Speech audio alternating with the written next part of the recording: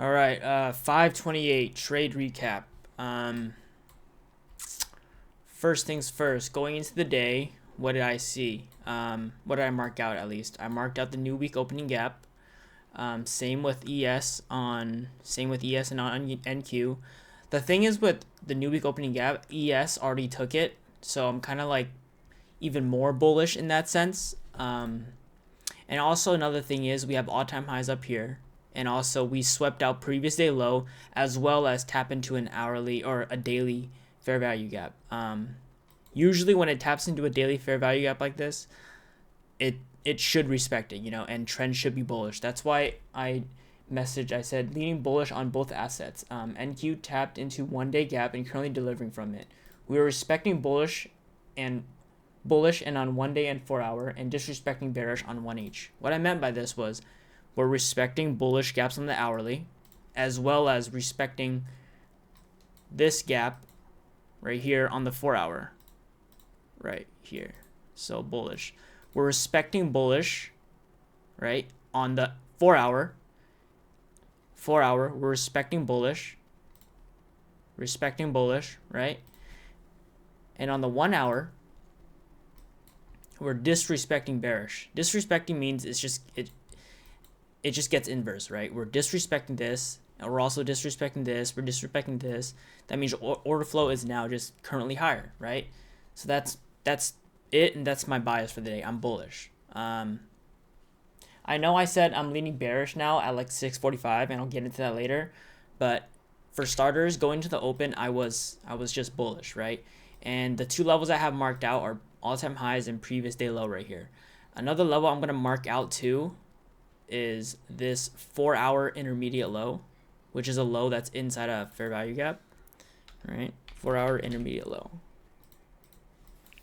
Yeah, it's just a low that's in this fair value gap right here. So the reason why this isn't an intermediate low right here, because this point is lower than this. I would just label this as like sell side liquidity, just general terms, it's just a sell side liquidity.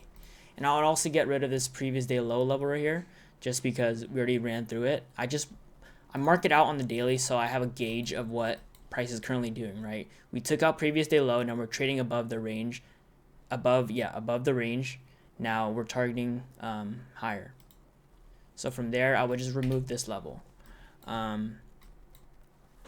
Another thing I would mark out on the 4-hour, let me see. Yeah, I wouldn't mark anything out, but I would keep in the back of my mind that we are respecting this 4-hour gap. You can have it on your chart if it makes it easier for you to remember, as well as this one. But honestly, with screen time, I just kind of have like an idea. I kind of remember, like, instead of keeping all this shit on my chart, I just know that, okay, we have 4-hour gaps right here getting respected, and this 4-hour gap respected. So now I'm completely bullish, right? And then I drop down to the 1-hour. And then what do I see right here? I see this 1-hour intermediate low. 1-hour intermediate low, right? You should be able to identify this very easily on the chart. It's just a low that's inside a fair value gap. Basically, it's like a swing point, Look for a swing point and see if it's inside fair value gap. If it is, then it's considered an intermediate low, Don't make it more complicated than it has to be. Another level that I'm looking for it to trade into, there's nothing left on the hourly. Again, notice how I'm not marking levels up here yet, right? Because if I'm bullish, I'm going to mark levels down here to look for as a key level to signal an entry for long. Another entry down here is the 15-minute fair value gap. It's pretty small, but again, it doesn't really matter. 15-minute fair value gap. All right, what else do I see? This one right here. 15-minute fair value gap. Yeah, I'm not marking anything else down here. I know there's 115 right here and all, but I'm honestly, if I'm bullish, I don't want price to even be trading down here anyways. And if it does, then my bias would have been wrong for the day, So yeah, this is all that I was looking for. I was looking for price to maybe trade back into this fair value gap, or deeper into this 1 hour intermediate low, so that we can take it long. But as you can see at the open, I think this is what happened. Yes, right here was when I started getting a little bit sussed out, right? We tapped into this unfilled 15-minute right here. We tapped into that, and we also just get a sweep, right? So now I'm thinking, okay, we're delivering lower. If it is going lower, where's the next objective price has to go? So I'm thinking, okay, if price has to go lower, it has to go somewhere right here, or right here. So as I'm still waiting right here. I said I was bullish or bearish now, right? So the next key level that I was looking for was this 5-minute fair value gap right here. Or let me just draw it out so it's easier. This 5-minute, I needed to wait for price to tap into this, and also tap into this one, right? Trade or bearish. So since I was bearish now, I wanted price to trade up higher, take out these levels, and then trade lower. So right when it tapped into this 5-minute right here, I was cycling through the time frames. I was looking, okay, do we have any open fair value gaps? No open fair value gaps, right? There's one right here. Bullish, right? We can get rid of these now. Those just act as a key level. Yeah, there's no one of the one. There's one of the two. This is the highest time frame inversion available, right? And then what do? We respect it. Instead of trading through it like I wanted it to, like it should have, if it was truly bearish, it should have inversed this, giving us an entry. And after seeing this, I switched my bias again, right? That's why it's important to always not mirror your bias. Like I said yesterday, it's not that I'm switching back and forth, right? I'm sticking with one bias until proven wrong. And what happens right here, I was proved wrong. So even though I was right initially, right? I was initially bullish. This made me change my bias. Why? Because it inversed. So now we just set conditions for the next setup, right? So after seeing this, I was like, okay, actually, price is actually bullish now. So what do? I take a step back. I zoom out again, right? I zoom out, and I see, okay, if we're bullish now, where could price be targeting, right? And I'm immediately drawing right here, 15-minute fair value gap. 15-minute fair value gap. Open fair value gap right there. And also we have another one right here. And another one right here. Right? So if price is bullish and we're trending upwards, these are now my targets. So as I keep on waiting, you change this time frame on ES. Okay, right here. ES is on the left, NQ is on the right. So as I'm keep on waiting until for key level tap, right? So if I'm bullish, I mean, what do I have to do? I'm looking for key levels down here that get traded into. So right now, the only key level I have is this 15-minute fair value gap that's closest that price can retrace and then go higher. So now I'm on the 5-minute, just waiting. See right here, still waiting, no entry yet, still waiting. And then I think right here, yes, right here, we have an open 5-minute fair value gap, which I mark out. And then after this, price trades immediately back into it. And then what do we see? I look for my manipulation leg, right? What's the manipulation leg? The high to the low that hits the fair value gap. So this high to this low that touches this 5-minute fair value gap. 5-minute fair value gap. This 5-minute fair value gap acts as a key level. So I'm just waiting, or like I did, I waited for price to tap into it and see, okay, is it going to respect this 5-minute gap? If it respects it, I'm going to look for an inverse in this leg on whatever time frame is available and take it to the upside. So now I'm cycling through the time frames. There's none in the 4. There's none in the 3. And I think there's one in the 2. Yeah, so I'm still waiting. Yes, right here. There's one on the 2-minute. So I drew this out. I'm labeling it as an inverse because I'm expecting to get inverse. Again, there's none in the 5. None in the 4.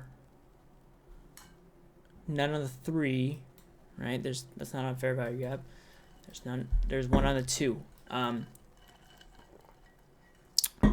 For full transparency though, I didn't take, or no, I did. I took this 2 minute, but I also took this 1 minute. The reason why I took this 1 minute was because price was respecting it so clearly, and we had such strong volume that usually, you know, when there's a highest time frame, like I always say, if the highest one is available, always use the highest one. But honestly, the trend was so strong already. And then looking at the 1 minute, we tap into this 1 minute right here, and we also have another 1 minute fair value gap right here, right?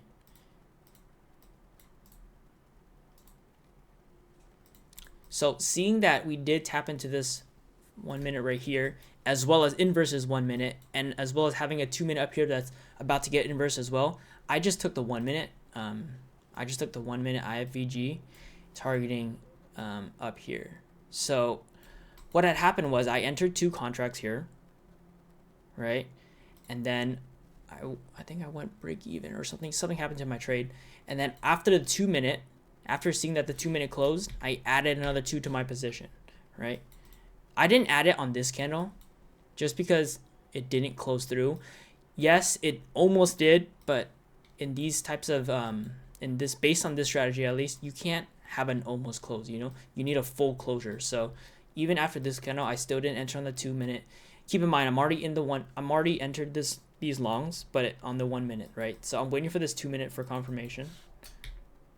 Yeah, I think I entered again up here. So technically you can draw another one up there, targeting these, targeting this. Usually I would not have re-entered, but in this case, like, I was already focused on the 2 minute, but then since I saw the 1 minute, I entered, and then I just added to my position since the 2 minute was my original idea. So yeah, I added to the position there. I'm just gonna get rid of this, looks ugly. All right, so now we have 2 confirmations. We have a 1 minute inverse as well as a 2 minute. So now we're just watching, and what would our break even point be, right? Swing high to swing low. This would be our break even. Not gonna lie, this trade was kind of scary. You know, I low-key thought I was gonna get stopped out, but